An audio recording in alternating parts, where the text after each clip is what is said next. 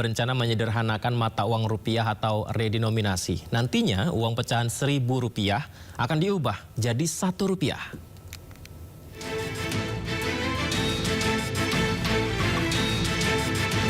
Menteri Keuangan Purbayayudi Sadewa berencana menyederhanakan mata uang rupiah atau yang dikenal dengan kebijakan mengubah Rp1.000 menjadi Rp1. Rencana ini tertuang dalam Peraturan Menteri Keuangan tentang Rencana Strategis Kementerian Keuangan tahun 2025-2029.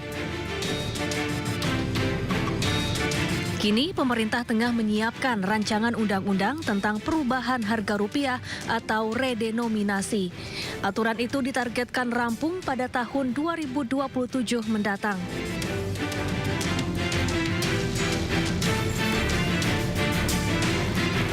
Redenominasi adalah pemangkasan atau penyederhanaan nilai mata uang tanpa memengaruhi nilai tukarnya yang dilakukan saat kondisi ekonomi sedang stabil atau sehat.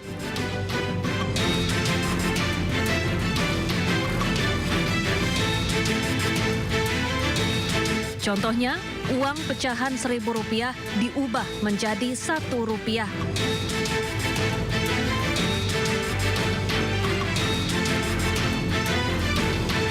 Adapun tujuan redenominasi adalah untuk efisiensi perekonomian nasional, menjaga stabilitas nilai rupiah agar daya beli masyarakat terjaga, dan meningkatkan kredibilitas mata uang rupiah di mata dunia. Rencana redenominasi rupiah sebetulnya telah lama bergulir sejak 2013 lalu. Rencananya 3 angka 0 dalam mata uang rupiah akan dihilangkan. Tim Liputan iNews melaporkan. Bank Indonesia memastikan bahwa redenominasi rupiah tetap mempertimbangkan waktu yang tepat. Hal ini termasuk dengan memperhatikan stabilitas politik, ekonomi, dan teknologi informasi. Bank Indonesia mengungkapkan rancangan undang-undang atau RUU redenominasi rupiah upaya mendorong efisiensi transaksi dan kredibilitas rupiah. Kepala Departemen Komunikasi BI Tamdan Denny Prakoso menjelaskan bahwa kebijakan redenominasi rupiah tidak akan mempengaruhi daya beli masyarakat maupun nilai tukar terhadap barang dan jasa. Ramdan ini menjelaskan bahwa redenominasi hanyalah penyederhanaan jumlah digit pada pecahan rupiah tanpa mengubah nilai realnya. BI pun yakin kebijakan ini akan membawa sejumlah manfaat strategis, diantaranya meningkatkan efisiensi transaksi, memperkuat kredibilitas rupiah, serta mendukung modernisasi sistem pembayaran nasional. BI memastikan bahwa seluruh proses redenominasi akan dilakukan secara hati-hati dan melalui koordinasi erat antara Bank Indonesia, pemerintah, dan seluruh pemangku kepentingan terkait. Saat ini RUU redenominasi telah masuk dalam program legislasi nasional Prolegnas jangka menengah tahun 2025-2029 sebagai RUU inisiatif pemerintah atas usulan Bank Indonesia. Selanjutnya, Bank Indonesia bersama pemerintah dan DPR akan terus melakukan pembahasan mengenai proses redenominasi. Implementasi redenominasi tetap mempertimbangkan waktu yang tepat dengan memperhatikan stabilitas politik, stabilitas ekonomi, sosial, serta kesiapan teknis termasuk hukum, logistik, dan teknologi informasi.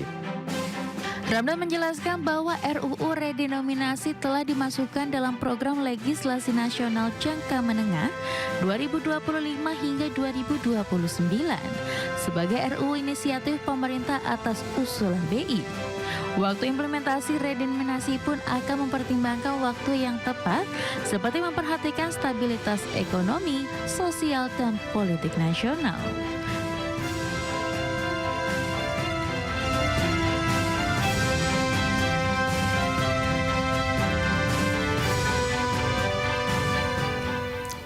Rupiah mau dipangkas nolnya, tujuannya biar ringkas urusannya. Tapi benarkah nilai tak ikut terkikis atau justru malah rakyat makin skeptis? Kita bahas lebih dalam malam ini pemirsa bersama dengan ekonom senior Universitas Paramadina, Wijayanto Samirin. Kami juga telah mengundang beberapa perwakilan Komisi 11 DPR RI, namun belum ada yang bersedia bergabung. Saya sapa, selamat malam, Assalamualaikum Pak Wija. Waalaikumsalam, Mas Yudi. Terima kasih banyak ya Pak Wija sudah bersedia bergabung di Sindo Prime. Pak Wija, Rp1.000 jadi Rp1. Berarti kalau saya mau beli HP mahal 20 juta gitu Pak ya, saya tinggal nyiapin uang 20.000 saja ya Pak Wija ya? Iya, jadi nolnya berkurang di uang yang Mas Yudi punya dan di nol label pada handphone tersebut. Oh. Jadi sebenarnya tidak ada dampak apapun, hanya terlihat lebih sederhana saja. Itu nggak jadi ini Pak, ilusi seolah-olah harganya murah gitu Pak, nggak gitu Pak? Ya, makanya perlu proses edukasi kepada dunia usaha dan kepada publik. Ada banyak negara yang sudah melaksanakan redenominasi nilai mata uang, dan mereka ada contoh-contoh sukses, ada contoh yang gagal. Nah, dalam konteks ini kita harus belajar kepada contoh-contoh sukses apa yang mereka lakukan gitu. Kalau mereka bisa melakukan itu, ya kita juga pasti bisa. Contoh suksesnya itu berarti seperti apa Pak? Dampaknya terhadap ekonomi di negaranya Pak? Jadi pertama ya, redenominasi ini merupakan sesuatu yang sangat kita butuhkan.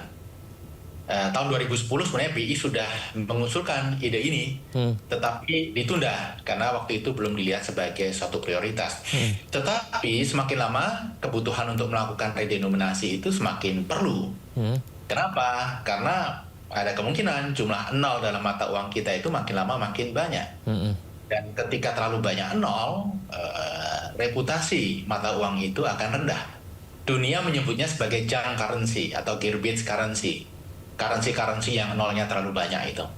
Kemudian juga manfaat praktisnya. Tadi sudah kita diskusikan. Sekarang ini repot sekali. Karena kalau kita mau beli sesuatu, kita mau beli kopi, mau beli ini, di papan nama, itu nolnya banyak sekali. Mau beli produk, nolnya banyak sekali. Belum lagi kalau kita membaca laporan keuangan, membaca APBN, itu nolnya banyak sekali. Kita sebagai financial analyst bikin financial model, Excel gitu ya, akan rumit kalau pakai rupiah. Kenapa? Nolnya banyak sekali.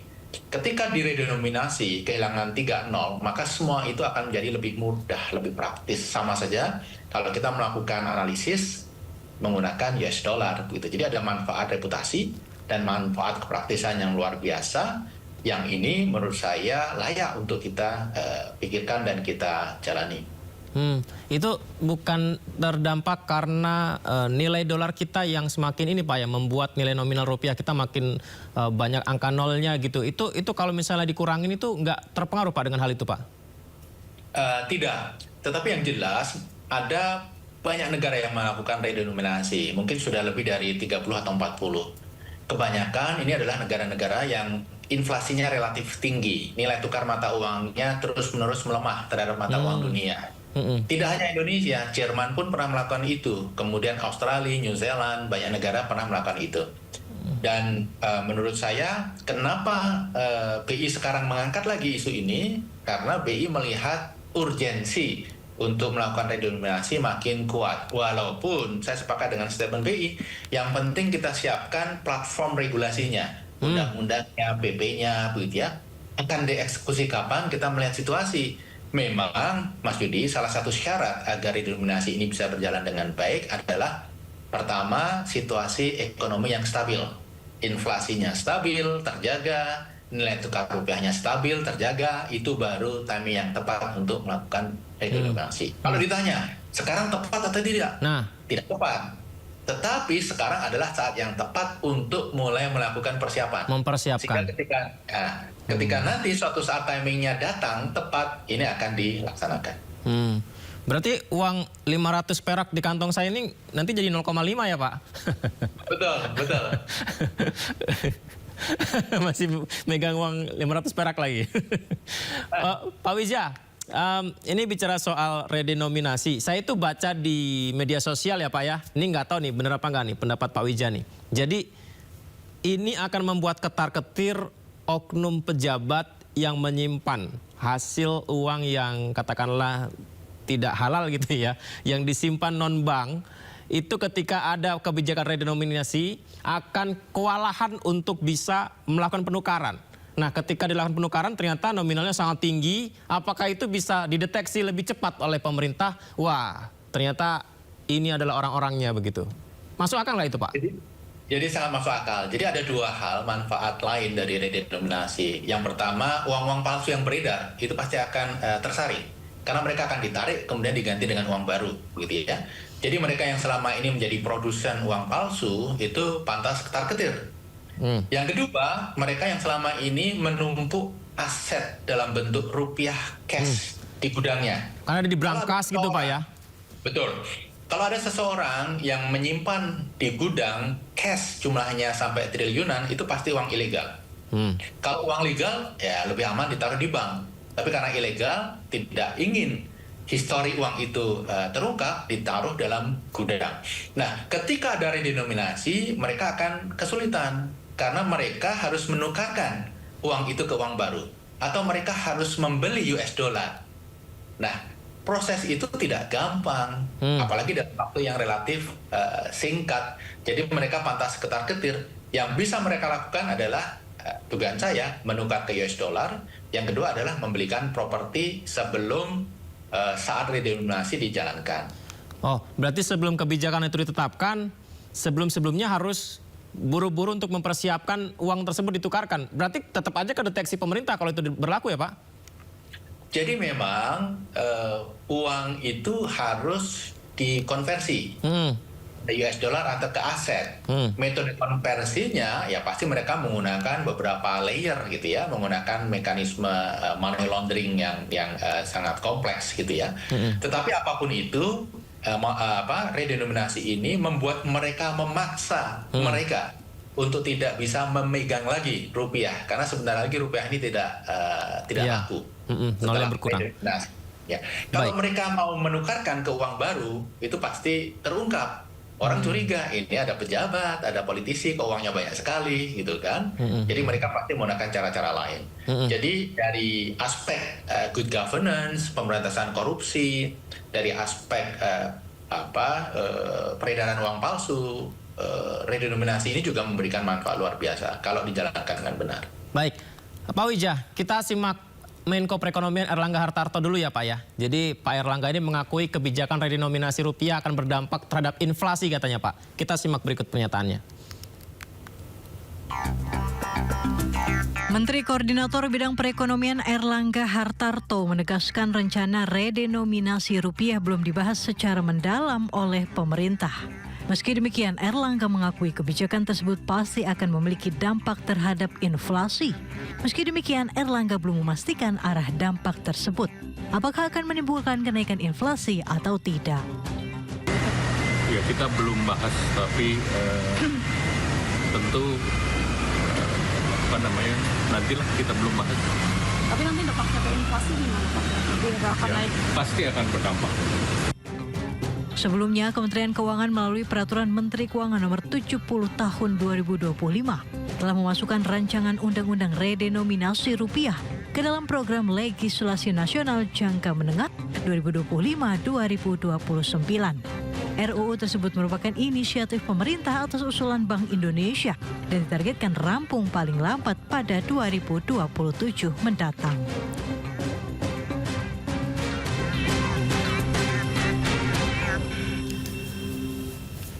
Tadi sempat dibahas juga oleh Pak Wijah ya soal inflasi, tapi saya minta detail Pak ini dibahas juga karena tadi disampaikan Pak Erlangga belum dibahas secara lengkap oleh pemerintah, tapi memang wacananya sepertinya sudah mulai disuarakan begitu.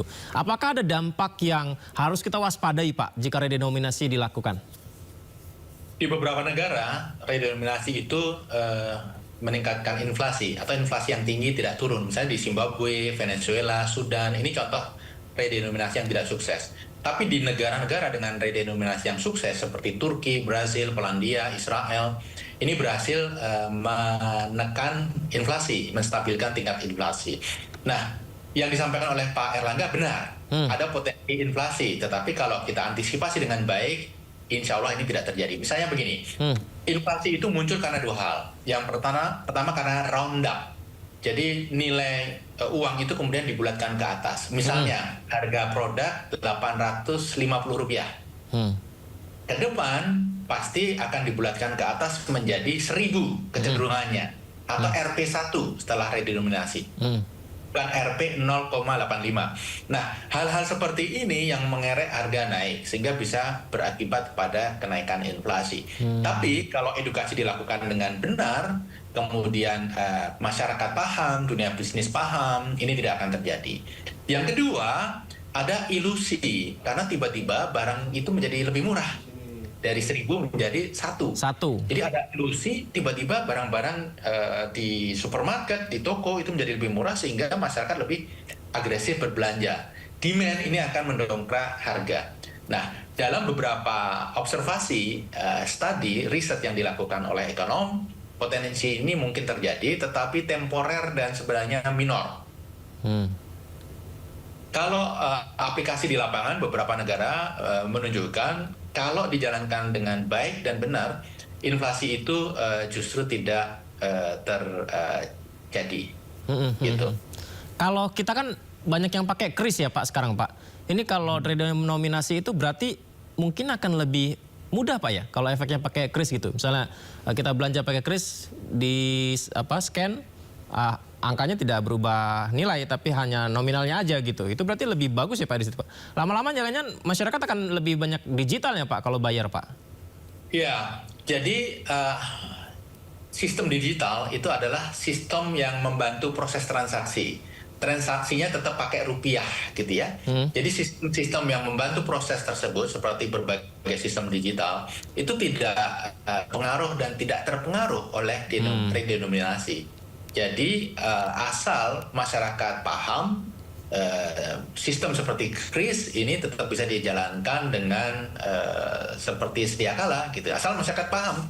Permasalahannya ketika masyarakat itu bingung gitu ya mengkonversi mata uang rupiah baru terhadap rupiah lama begitu ya. Makanya edukasi kepada publik itu sangat penting. Ini mumpung ada Pak Wijaya, saya ingin tanya Pak, kalau kita transaksi lebih mayoritas memilih menggunakan digital tapi tidak menggunakan mata uang fisik gitu Pak ya. Ini apakah ada dampak negatifnya Pak? Maksudnya akan malah melemahkan nilai rupiah misalkan? Jadi transaksi dengan cara digital itu sangat membantu. Pertama, ini efisien. Ini lebih kalau digunakan dengan benar ya, ini lebih aman terkait dengan fenomena uang palsu. Ini lebih praktis, ini lebih simpel, dan bagi BI sendiri ketika mayoritas masyarakat itu menggunakan mekanisme digital untuk bertransaksi, dia diuntungkan. Kenapa? Selama ini ada uang rupiah kartal, jadi uang cetak, itu 1.000 triliun. Dan untuk mencetak uang-uang itu, BI mengeluarkan sekitar 4 hingga 5 triliun.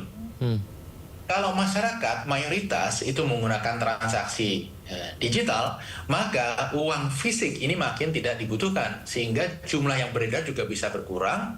Sehingga bagi BI, uang yang digunakan untuk mencetak uang itu juga lebih kecil. Ini positif. Oke, menarik ini ya. Kita kembali lagi soal redenominasi Pak. Kita akan lihat Danantara ya Pak. Berikutnya ini Badan Pengelola Investasi Danantara menilai penerapan redenominasi rupiah kedepannya tidak akan mengganggu iklim investasi di Indonesia. Pasalnya usul itu telah melalui kajian mendalam Pak Wijaya katanya. Jadi COO Danantara, Doni Askaria Pak, Doni Askaria mengatakan tidak khawatir terhadap dampak kebijakan Kementerian Keuangan dalam menerapkan redenominasi rupiah. Diyakini kebijakan yang dilakukan pemerintah akan memberikan manfaat jangka panjang terhadap perekonomian nasional. Doni mengatakan redenominasi ke depan tidak akan ganggu iklim investasi di Indonesia karena mempertimbangkan kepentingan masyarakat yang lebih luas dan melalui diskusi yang mendalam. Ya. Kalau kita simak dulu Pak informasinya berikut ini Pak.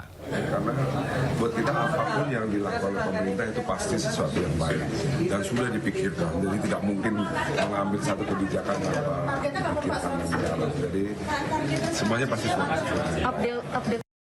Baik, kita lanjut Pak Wijaya. Sepertinya pemerintah yakin sekali tuh Pak Wijaya. Ya, kalau terkait dengan Danantara, kita kan berbicara tentang investor besar, private equity, investor global. pasti mereka sudah sangat melek isu-isu seperti ini. Literasi keuangan mereka sudah di level yang sangat advance. Jadi redenominasi mereka paham sekali ini tidak ada dampaknya pada nilai tukar, juga tidak ada dampaknya kepada tingkat inflasi. Jadi mereka tenang-tenang saja. Nah, yang menjadi concern kita itu adalah masyarakat kebanyakan yang mereka perlu diedukasi. Sepakat. Itu gimana tuh Pak ya? Nanti maksudnya apakah masyarakat kita, atau ginilah pertanyaannya, bagaimana mempersiapkan supaya masyarakat kita siap dengan redenominasi yang dilakukan? Untuk memberitahu masyarakat saja bahwa uang Rp1.000 Anda Rp1 sepertinya agak sulit ya Pak Wijaya? Ya, belajar dari pengalaman negara yang sukses melakukan redenominasi, mereka mempakit redenominasi ini dengan transformasi sektor keuangan. Jadi perbaikan sektor keuangan, kemudian juga membangun literasi masyarakat tentang finansial. Nah, ini satu momentum yang bisa kita jalankan kepada masyarakat. Misalnya kita bisa package tidak saja informasi tentang redenominasi, tentang uang baru seperti ini, uang lama seperti ini, nolnya berkurang, tetapi sebenarnya secara real nilainya sama. Kemudian kalau beli barang seperti ini, tadinya 1.000 menjadi Rp1, uang Anda dari 1.000 menjadi Rp1, sehingga Anda sebenarnya tidak dirugikan. Hal seperti ini harus dilakukan, tidak hanya kepada masyarakat kebanyakan, kepada warung, kepada UMKM, tapi juga ke kalangan bisnis. Nah, tetapi ini juga bisa kita manfaatkan, edukasi kepada masyarakat tentang uang palsu, edukasi kepada masyarakat tentang judol, tentang pinjol ilegal. Jadi ini satu package. Jangan hanya edukasi ke masyarakat itu fokus ke redenominasi, harus dimanfaatkan untuk hal-hal yang sangat urgent dan sangat penting bagi masyarakat. Jadi ini justru merupakan kunci sukses dari redenominasi, edukasi, literasi, keuangan dari masyarakat. Edukasi, literasi, keuangan dari masyarakat. Menarik. Pak Wija, terima kasih banyak ya Pak. Izin nanti kita bisa dialog diskusi lagi Pak ya, mengenai redenominasi Pak. Apalagi kalau memang benar pemerintah sudah akan ketok palu ya Pak. Nanti kita bisa diskusi lagi. Pak Wija, terima kasih Pak. Selamat malam. Assalamualaikum. Waalaikumsalam warahmatullahi wabarakatuh.